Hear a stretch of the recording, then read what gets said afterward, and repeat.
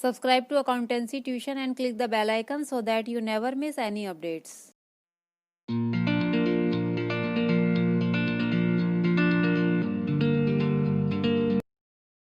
Students, आज हम class 12 का chapter 3 change in profit sharing ratio continue करेंगे। आज की इस वीडियो में हम रिवैल्यूएशन अकाउंट बनाना सीखेंगे और फुल फ्लैश क्वेश्चन करेंगे जो एग्जाम में 6 और 8 मार्क्स स्कोर करता है। तो स्टार्ट करते हैं आज का वीडियो। आज का हमारा टॉपिक है accounting for revaluation of assets and liabilities when there is change in profit sharing ratio. Question है A B C are partners in a firm sharing profits in the ratio of 3:2:1। A B C 3 partner हैं और इनका old profit sharing ratio 3:2:1 है। Their balance sheet as at 31 March 2017 is as under. ये balance sheet given है।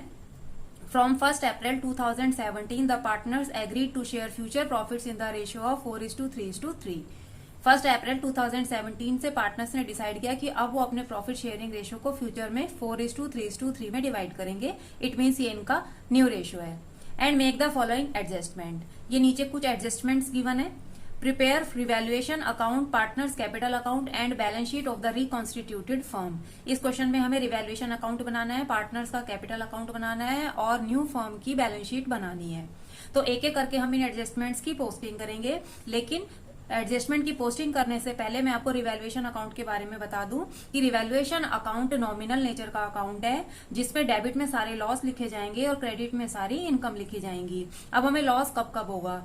Revaluation में हमें assets और liabilities की वैल्यू को रिवैल्यू किया जाता है। तो इट मींस एसेट्स और लायबिलिटी की वैल्यू में इंक्रीज और डिक्रीज होगा। तो हमें अभी मैंने आपको बताया कि रिवैल्यूएशन अकाउंट के डेबिट साइड में लॉस हमें शो करना है। तो लॉस हमें कब कब होगा? जब हमारी एसेट्स की वैल्यू में डिक्रीज होगा तो हमें लॉस होगा। तो it means decrease in value of asset debit side में आएगा। जब हमारी लायबिलिटी इंक्रीज होगी तब हमें लॉस होगा। तो it means to increase in liability, वो हमारा डेबिट साइड में आएगा। और अगर हमारी कोई अनरिकॉर्डेड लायबिलिटी है वो भी हमारी डेबिट साइड में आएगी क्योंकि वो रिकॉर्ड नहीं है और अचानक से अनरिकॉर्डेड लायबिलिटी की हमें पेमेंट करनी होगी तो वो भी हमारे लिए लॉस होगा। तो इस तरह से ये 3 टाइप के लॉस हो गए। जब हमारा एसेट रिड्यूस होता है तब हमें लॉस होता है, जब हमारी लायबिलिटी इंक्रीज होती है तब हमें लॉस होता है, और थर्ड कोई अनरिकॉर्डेड लायबिलिटी हमें पे करनी होती है तो वो हमारे लिए लॉस होता है। अब क्रेडिट साइड में देखिए हमें प्रॉफिट कब कब होगा? जब हमारी एसेट्स की वैल्यू इंक्रीज करेगी तो हमें प्रॉफिट होगा। It means increase in asset हमें क्रेडिट साइड में लिखना होगा। जब हमारी लायबिलिटी की वैल्यू रिड्यूस होगी तो हमें उसे क्रेडिट साइड में लिखना होगा क्योंकि लायबिलिटी जब डिक्रीज होगी तो उससे हमें प्रॉफिट होगा क्योंकि हमें पेमेंट कम करनी पड़ेगी। और तीसरा है अनरिकॉर्डेड एसेट। अगर कोई अनरिकॉर्डेड एसेट हमें रिकॉर्ड करना पड़ सकता है तो उस केस में हमें प्रॉफिट होगा और उसे भी हमें क्रेडिट साइड में लिखना होगा। तो इट मींस क्रेडिट साइड में भी 3 आइटम है। अगर हमारा एसेट इंक्रीज होता है तो हमें प्रॉफिट होगा तो हमें उसे क्रेडिट साइड में लिखना है, और अगर हमारी लायबिलिटी डिक्रीज होती है, रिड्यूस होती है तो उससे भी हमें प्रॉफिट होगा और उससे भी हमें क्रेडिट साइड में लिखना है। और हमारा कोई अनरिकॉर्डेड एसेट है जिसे उसे हमें अब रिकॉर्ड करना है तो वो भी हमारे लिए प्रॉफिट होगा। तो इस तरह से रिवैल्यूएशन अकाउंट बनाया जाएगा। अगर डेबिट साइड में बैलेंसिंग फिगर होगा तो वो प्रॉफिट होगा, और अगर क्रेडिट साइड में बैलेंसिंग फिगर बचेगा तो वो लॉस होगा, जिसे पार्टनर्स में उनके ओल्ड प्रॉफिट शेयरिंग रेशियो में डिस्ट्रीब्यूट कर देंगे। तो हम क्वेश्चन के सॉल्यूशन को स्टार्ट करते हैं। सबसे पहले हम एडजस्टमेंट से स्टार्ट करेंगे। हर एडजस्टमेंट की हमें डबल पोस्टिंग करनी है और वो दोनों पोस्टिंग हमें एक साथ करनी है। तो देखिए हम फर्स्ट एडजस्टमेंट से स्टार्ट करते हैं। फर्स्ट एडजस्टमेंट है premises will be appreciated by 10% and stock by 10,000। जो प्रीमिसेस है, एप्रिशिएट का मतलब होता है बढ़ना। तो प्रीमिसेस 10% के रेट से इंक्रीज हो गया है और प्रीमिसेस हमारी एसेट होती है। तो इट मींस जब हमारी एसेट की वैल्यू इंक्रीज करेगी तो हमें प्रॉफिट होगा और उसे हमें रिवैल्यूएशन अकाउंट की क्रेडिट साइड में लिखना होगा। तो हम प्रीमिसेस को लिख देते हैं बाय प्रीमिसेस। 10% का इंक्रीज हुआ है और प्रीमिसेस की वैल्यू है 3 लाख की। तो 3 लाख का 10% हो जाएगा 30,000। हम यहाँ प्रीमिसेस का इंक्रीज दिखा देंगे और साथ ही इसकी दूसरी पोस्टिंग हम बैलेंस शीट में कर देंगे। बैलेंस शीट में हम प्रीमिसेस लिख देंगे बढ़ी हुई वैल्यू के साथ। पहले प्रीमिसेस 3 लाख का था और 30,000 से इंक्रीज हो गया। इट मींस अब प्रीमिसेस की वैल्यू 3,30,000 है। तो इट मींस हमारा ये फर्स्ट एडजस्टमेंट की डबल पोस्टिंग हो गई है।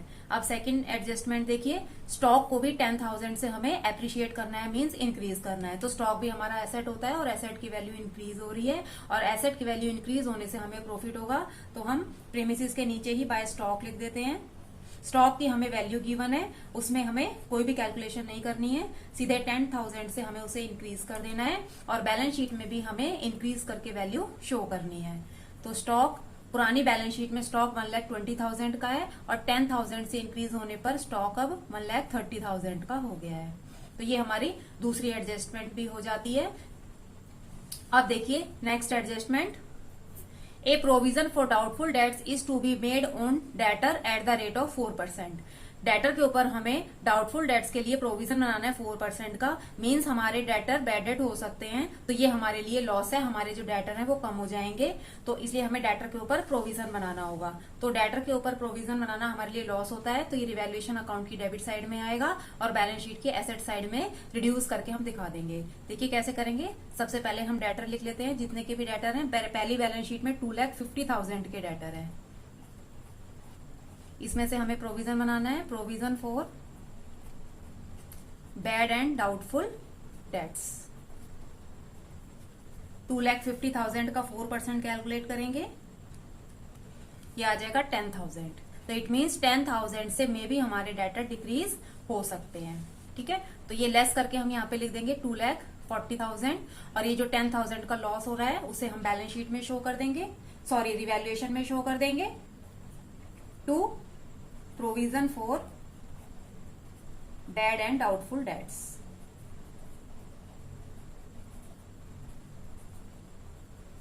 ये हैं 10,000 के। तो ये एडजस्टमेंट भी हमारी कंप्लीट होती है। उसके बाद नेक्स्ट एडजस्टमेंट देखिए, sundry creditors be reduce by ₹15,000। Creditor को हमें पेमेंट करनी थी और वो पेमेंट 15,000 से रिड्यूस हो रही है, इट मीन्स हमारी लायबिलिटी डिक्रीज हो रही है, तो इसलिए हमें प्रॉफिट होगा और प्रॉफिट को हमें रिवैल्यूएशन अकाउंट के क्रेडिट साइड में शो करना है। तो हम यहाँ लिख देंगे बाय क्रेडिटर्स और क्रेडिटर्स की वैल्यू है 15,000 और बैलेंस शीट की लायबिलिटी साइड में क्रेडिटर को 15,000 से रिड्यूस करके दिखा देंगे।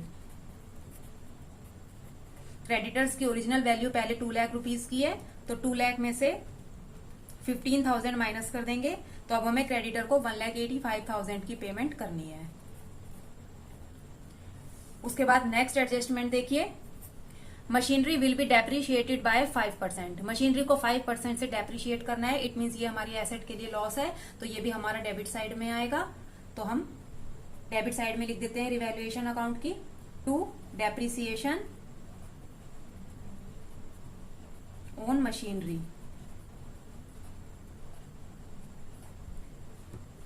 मशीनरी की बैलेंस शीट में वैल्यू 1,80,000 गिवन है और 1,80,000 पे हमें 5% कैलकुलेट करना है, विच इज 9,000। तो 9,000 से हम लॉस दिखा देंगे और बैलेंस शीट में हमें सिर्फ डेटर का ही प्रोविजन माइनस करके शो करना होता है, बाकी सारी चीजें हमें ऑटोमेटिकली उसमें ऐड और लेस करके शो करनी होती है। तो यहाँ पर हम मशीनरी अकाउंट शो कर देंगे।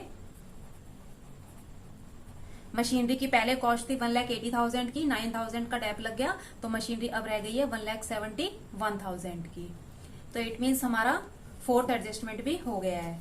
उसके बाद देखिए फिफ्थ एडजस्टमेंट में हमें गुडविल का पॉइंट गिवन है, goodwill of the firm is valued at ₹48,000 और गुडविल का ट्रीटमेंट करने के लिए हमें सैक्रिफाइस रेशियो निकालना होगा और इस गुडविल का एडजस्टमेंट गेनिंग पार्टनर और सैक्रिफाइसिंग पार्टनर में, जैसे एज यूजुअल हमने स्मॉल क्वेश्चंस में किया था, शॉर्ट क्वेश्चंस में हमने गुडविल का ट्रीटमेंट देखा था, पहले उसी तरह से इसको सॉल्व करेंगे और उसके बाद उसकी लेजर पोस्टिंग करेंगे। गुडविल का पॉइंट करने के लिए हम वर्किंग नोट बना लेते हैं। क्वेश्चन में गुडविल हमें गिवन है 48,000 की, तो सबसे पहले हम सैक्रिफाइस रेशियो और गेन रेशियो कैलकुलेट कर लेते हैं। तो पार्टनर्स का रेशियो लिख लेते हैं, ओल्ड रेशियो और न्यू रेशियो। ABC 3 पार्टनर है। ओल्ड रेशियो है 3:2:1, 3:5 and 1/6 मीन्स 3/6, 2/6 एंड 1/6।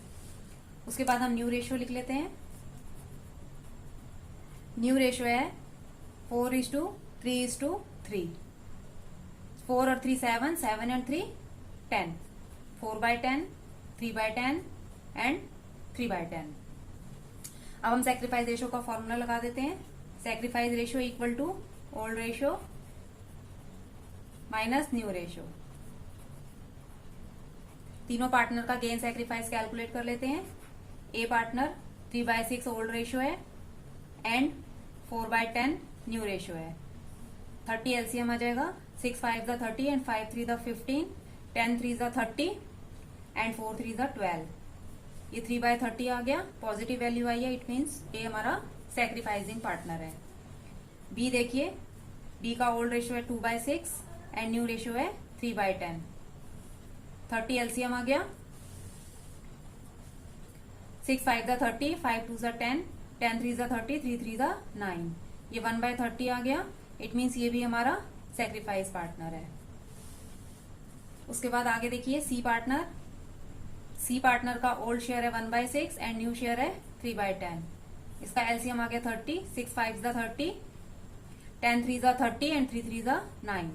ये आ गया माइनस का 4/30, इट मीन्स ये हमारा गेनिंग पार्टनर है। अब हम गुडविल का शेयर कैलकुलेट कर लेते हैं। ए पार्टनर का शेयर यहीं पे कैलकुलेट कर लेते हैं, 48,000 है और इसका जो रेशियो आया है वो 3/30 आया है। तो ये 0 से 0 गया, 3 1 ज़ा 3, 3 1 ज़ा 3, 4800 का अमाउंट ए पार्टनर का आ गया।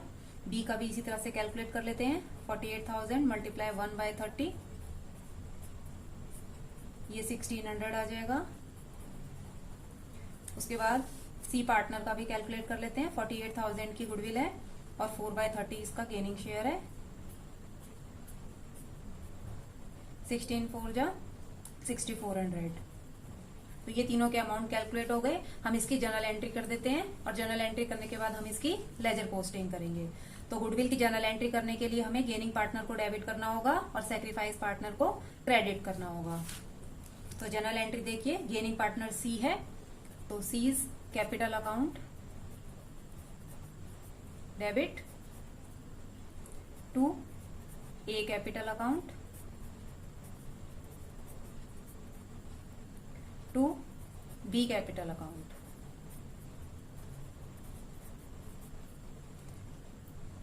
सी पार्टनर का शेयर 6400 आया है, ए पार्टनर का शेयर 4800 एंड बी पार्टनर का शेयर 1600। अब हम इसकी लेजर पोस्टिंग कर देते हैं। लेजर पोस्टिंग के लिए सी कैपिटल अकाउंट डेबिट है, इट मीन्स डेबिट साइड में सी के कॉलम में अमाउंट आएंगे 4800 के एंड 1600 के, और नाम क्रेडिट साइड का आएगा टू ए कैपिटल अकाउंट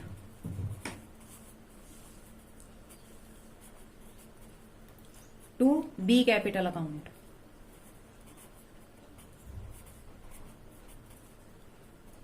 उसके बाद क्रेडिट साइड में पोस्टिंग करेंगे। क्रेडिट साइड में ए और बी पार्टनर के कॉलम में अमाउंट आएगा और नाम डेबिट साइड का आएगा सी कैपिटल अकाउंट। तो हम लिखेंगे बाय सी कैपिटल अकाउंट और अमाउंट आएंगे ए के कॉलम में 4800 और बी के कॉलम में 1600। लेजर पोस्टिंग करने के बाद गुडविल का ट्रीटमेंट कंप्लीट हुआ और हमारी सारी एडजस्टमेंट भी कंप्लीट हो गई। सारी एडजस्टमेंट कंप्लीट करने के बाद हमें बैलेंस शीट को देखना होगा, लाइबिलिटी साइड और एसेट साइड, और जो भी चीज रिमेनिंग रह गई होंगी उन्हें हमें लिखना होगा। तो सबसे पहले लाइबिलिटी साइड देखते हैं। लाइबिलिटी साइड में क्रेडिटर है, क्रेडिटर की पोस्टिंग ऑलरेडी हो चुकी है। उसके बाद जर्नल रिजर्व है। जर्नल रिजर्व हमें पार्टनर में डिस्ट्रीब्यूट करना होगा, क्योंकि जर्नल रिजर्व के रिगार्डिंग कोई भी इन्फॉर्मेशन क्वेश्चन में गिवन नहीं है कि पार्टनर इसे डिस्ट्रीब्यूट करना चाहते हैं या नहीं डिस्ट्रीब्यूट करना चाहते हैं। तो इट मीन्स ये एज्यूम किया जाएगा कि पार्टनर जर्नल रिजर्व को डिस्ट्रीब्यूट करेंगे। तो जर्नल रिजर्व के लिए हम एंट्री पास कर देते हैं और उसके बाद लेजर पोस्टिंग करते हैं। तो जर्नल रिजर्व के लिए एंट्री होगी जर्नल रिजर्व अकाउंट डेबिट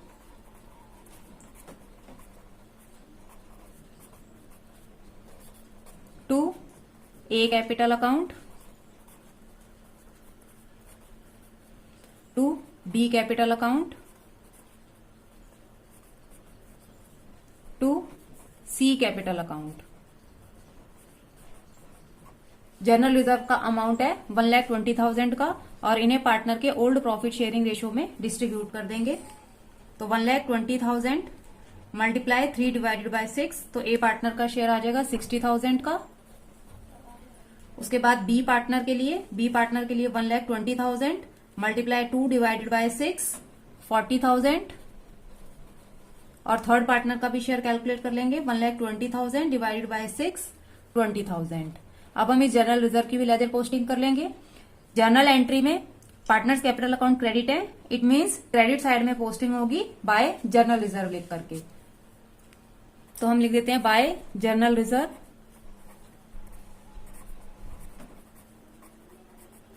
ए पार्टनर में 60,000, बी पार्टनर में 40,000 एंड सी पार्टनर में 20,000। जनरल रिजर्व की पोस्टिंग करने के बाद हमें पार्टनर्स की कैपिटल्स दी हुई है।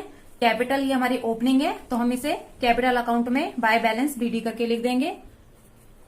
Bye balance BD. A partner की कैपिटल है 3 लाख, बी पार्टनर की कैपिटल है 1,50,000 एंड सी पार्टनर की कैपिटल है 1 लाख।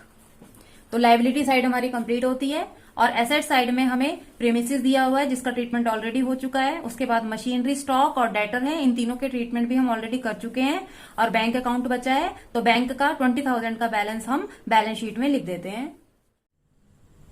तो न्यू वाली बैलेंस शीट में हम लिख देते हैं बैंक का अमाउंट। बैंक अकाउंट का बैलेंस है 20,000 का। ठीक है, तो इस तरह से हमने सारी एडजस्टमेंट अब कर ली है। अब हमें सिर्फ टोटलिंग करनी है और एक एक करके हमें तीनों अकाउंट्स को क्लोज करना है। तो सबसे पहले हम रिवैल्यूएशन अकाउंट को क्लोज करेंगे और वहां से हम प्रॉफिट एंड लॉस कैलकुलेट करेंगे। तो रिवैल्यूएशन अकाउंट का टोटल करते हैं। पहले क्रेडिट साइड का टोटल कर लेते हैं। 30,000 प्लस 10,000 प्लस 15,000, ये टोटल आ गया क्रेडिट साइड का 55,000। उसके बाद डेबिट साइड का टोटल है 19,000, तो 55,000 में से 19,000 माइनस कर देंगे तो ये 36,000 का बैलेंसिंग फिगर आ जाएगा जो हमारा रिवैल्यूएशन का प्रॉफिट होगा। इसे हम पार्टनर्स में डिस्ट्रीब्यूट कर देंगे। To profit transfer to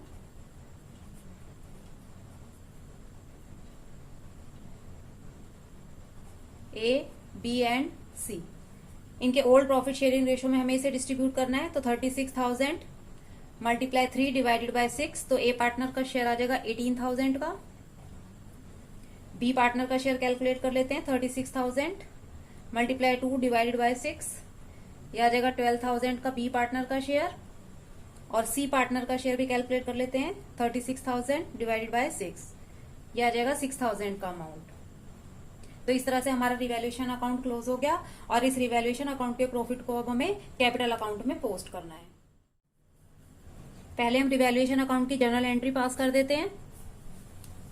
revaluation account debit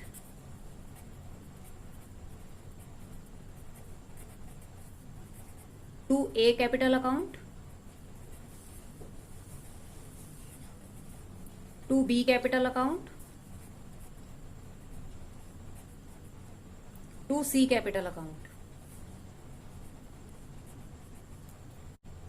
revaluation account का प्रॉफिट आया था 36,000 का। ए पार्टनर का शेयर 18,000, बी पार्टनर का शेयर 12,000 एंड सी पार्टनर का शेयर 6,000। अब हम इसकी लेजर पोस्टिंग कर देंगे कैपिटल अकाउंट में। जर्नल एंट्री में ए, बी, सी तीनों पार्टनर क्रेडिट हुए हैं। इट मीन्स कैपिटल अकाउंट में भी तीनों की पोस्टिंग क्रेडिट साइड में होगी। तो हम नाम डेबिट साइड का लिखेंगे बाय रिवैल्यूएशन अकाउंट।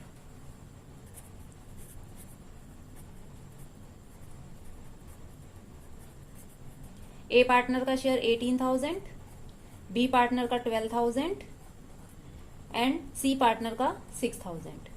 तो रिवैल्यूएशन अकाउंट क्लोज करने के बाद हमें अब कैपिटल अकाउंट भी क्लोज करना होगा। हम 1 बाय 1 एक एक पार्टनर का कैपिटल अकाउंट क्लोज कर देते हैं। तो पहले क्रेडिट साइड का टोटल कर लेते हैं। सी पार्टनर का टोटल आ जाएगा 1,26,000। बी पार्टनर का टोटल कर लेते हैं 1,50,000 प्लस 1,600 प्लस 40,000 प्लस 12,000, यह आ जाएगा 2,03,600। ए पार्टनर का भी टोटल कर लेते हैं। 3 लाख प्लस 4,800 प्लस 60,000 प्लस 18,000, यह आ जाएगा 3,82,800।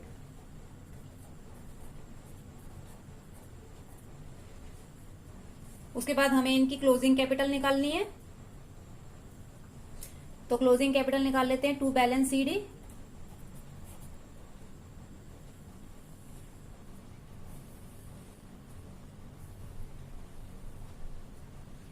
ए पार्टनर का टोटल 3,82,800 है, बी पार्टनर का टोटल 2,03,600 और सी पार्टनर का टोटल 1,26,000 है।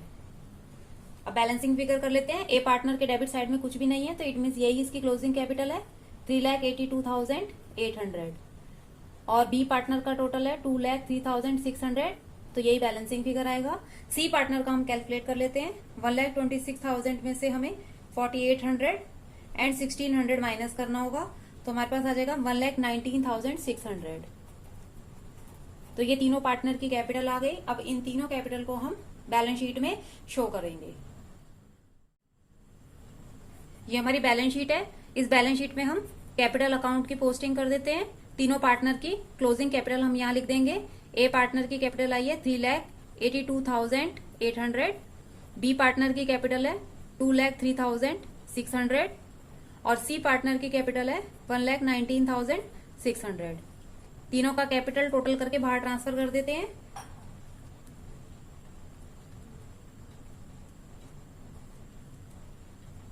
ये आ जाएगा 7,06,000। अब हमें बैलेंस शीट की दोनों साइड का टोटल करना होगा और बैलेंस शीट की दोनों साइड का टोटल सेम आएगा।